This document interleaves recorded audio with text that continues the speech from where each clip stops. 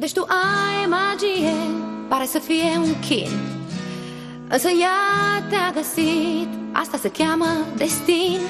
Poate vă sperie acum, însă e și minunat. Acceptați-vă magia, ca pe-n dar ce v-a fost dat. E un pic de magie și-o aprins în spor, o amesteci și apoi gata. Totul-i mai ușor, în doar 5 secunde maxim.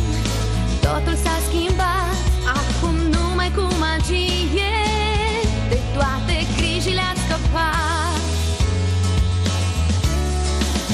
Îți spun acceptă magia, mai bine nu spune nu.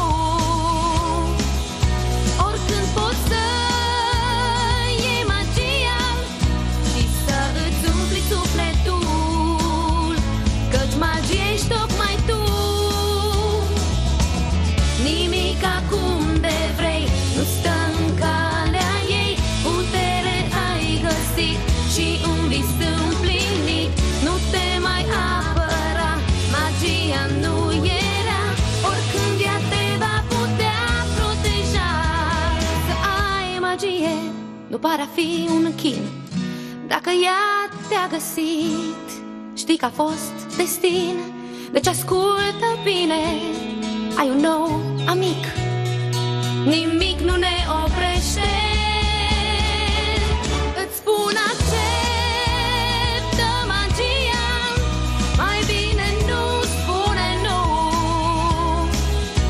Oricând poți să iei magia și să îți umpli sufletul, căci magia ești tocmai tu. Magia ești tocmai tu, căci magia ești tocmai tu. Magia ești tocmai tu.